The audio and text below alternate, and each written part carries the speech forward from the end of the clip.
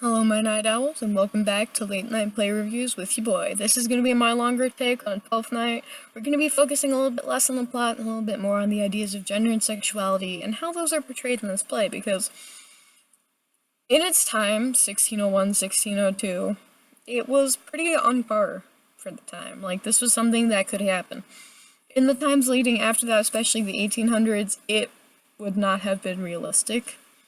I feel like it would have done terribly in the theaters. Just because we got shoved into a lot more binary of a society, we got more labels put on us, certain things were very illegal, but we'll get into that. The first thing I want to look at is gender. Now, this is a play that involves a lot of cross-dressing in more ways than one. If we take a look at the character Viola and the alternate persona Cesario, it's a very interesting concept because not only do you have the girl who's dressing up as her twin brother with a different name, you have the guy playing the girl who's dressing up as her twin brother with a different name. And I feel like that's very interesting, and I would have loved to have seen how they did that as far as, like, costumes and makeup goes, because they didn't have a lot of props and they didn't have much, like, stage, like, setting of the scene or what have you. That's why it was very bombastic at the time. Now, I'm gonna assume that y'all know the basic plot. If you watched my first video, you got most of it. If you've read it, you got the plot, I'm pretty sure. Now, overall, it's a very interesting concept that this woman decides, I can't find work as myself, because the only place I want to work is in Olivia's house, but Olivia's, like, depressed as fuck because her brother died, which is understandable, so she's boarding and she's not talking to strangers, so I gotta find somewhere else to work. I know, I'll dress up as my presumably dead brother, and go work for this other guy who happens to be in love with Olivia.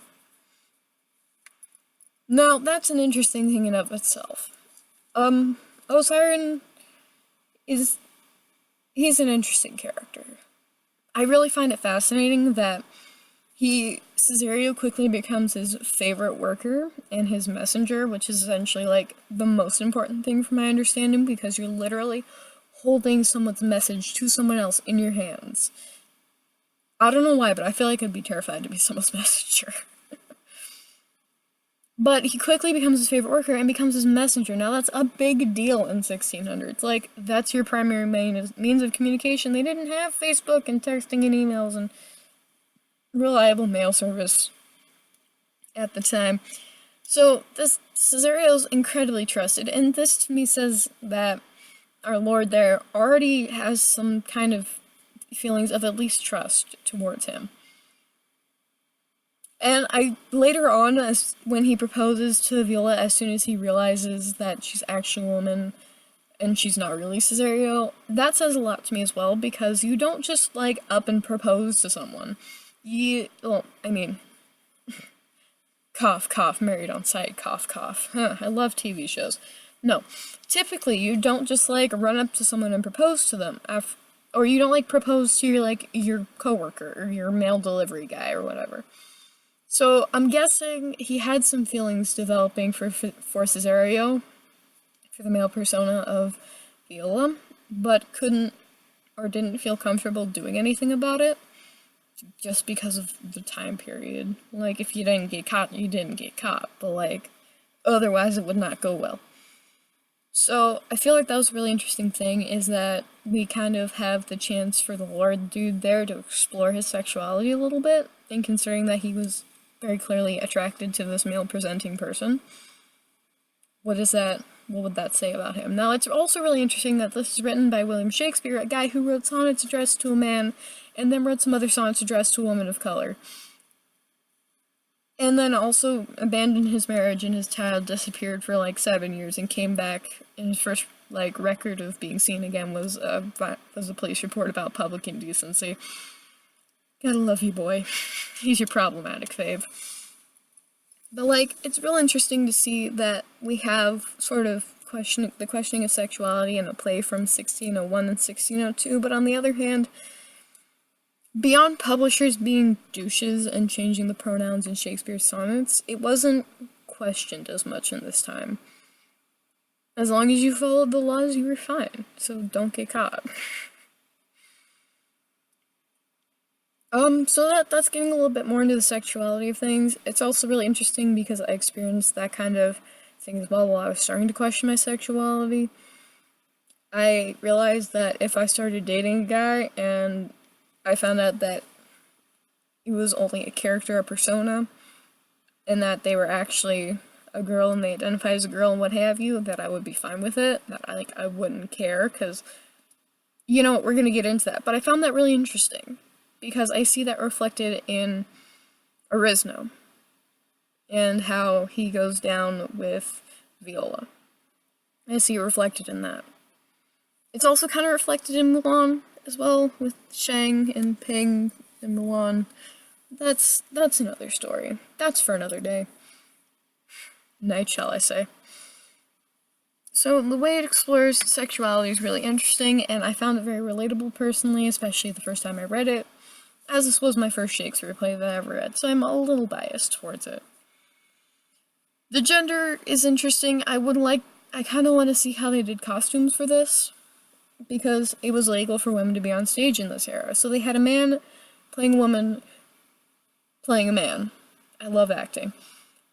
But I want to see how they did, like, costumes and makeup for this, because it's not like they could, like, put up stuff to set the scene or whatever, because they didn't really do that. It was all very bombastic. You had a guy walk out the star who tells you where everything's set. So I feel like that would be interesting to see from, like, the tech side of things, from the acting side of things. I think that would be a very challenging role to play. You know, you're acting as an actor, essentially. I do see that a lot, and I do appreciate it, because I can appreciate how difficult that would be. I mean, sometimes it's hard enough to play one character, let alone a character playing a character. And the look at gender from this, while admittedly it is a tad performative, I do wish to some degree that, like, I could, like, so let's just say this. You have a friend. This friend is a trans guy. And he rolls in and is like, "Hi, my name's James." And people are like, "Your name's not James. What's your real name?" That happens a lot today, and it's unfortunate. However, in 1602, someone rolls into the pub and goes, "Hello, my name's James," in Shakespearean. Everyone's like, "Hi, what the fuck is up? Do you want a beer?" It just seems a lot more relaxed in Shakespeare's era, as this play points out. You just throw on the man's clothes, and you're a man. All of a sudden, maybe change your hair. Put on a man's name, put on a man's clothes, rock out and be like, "Yo, what up?" And people will see you as a man. And I really appreciate that. I wish we had a little bit more of that level of acceptance today. We're getting there. Admittedly, I don't think it needs to be tied to clothes. Clothes aren't really gendered. Wear what you want to wear whatever makes you comfortable.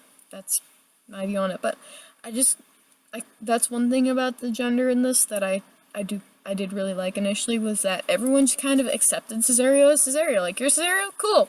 What's up? You're a pretty neat dude. Come be my messenger." It's just an interesting play in general, and I would always recommend reading it or watching it if like Shakespeare in the Park near you is putting it on. I would always recommend Twelfth Night. It's a fantastic experience, and I would ask the actors how they feel about it if you go to see it. Look at other reviews, see how other people feel about it. Like I said, I'm biased. I'll admit it. I'll be the first to admit it. Because there's no point in hiding it. So yeah, those are my feelings on it. I like it. I'll recommend it to anyone who's looking for a good old gay, queer, gender fuck of a time. Like, it's just a great time. I like it. There are some problems with it, but in this case, I feel like the pros outweigh the cons, because we're not really looking at the plot per se. At this time, the love triangle was still fresh and clean and not, another love triangle sort of thing. Like, this ain't no Bella, Edward, and the other guy from Twilight. Like, this is one of the OG love triangles. And I'm here for it. So, Twelfth Night is a good play. It investigates sexuality, it investigates gender, it investigates cross-dressing, it investigates acceptance, accidentally. And I just have a lot of feelings about Shakespeare. But I would recommend this play. I would recommend reading it or watching it if you get the chance. And like I said, if you go watch it, ask the actors how they feel about it. Like, be like, "How do you feel about playing, Arisno? How do you feel?" We're just gonna ignore the fact that Arisno's a creepy-ass bastard that wouldn't stop pursuing Olivia because he's a dick. It's okay. They don't end up married. It's fine. If you watch the other review, you'll get the ending of it. I skipped some of the middle part because, like, gotta keep it short. Yeah, so go watch it, listen to it, read it, do whatever, just consume it in some way. It's a really interesting time. It can be very thought-provoking depending on how much thought you put into it and how you consider it when you're reading it and how you evaluate it. Take notes on it. Tell me in the comments what you think. Like, I want to learn your perspectives. We all think differently to some degree. Alright, so this has been 12th Night Late Review with your boy. Sleep well, my night owls.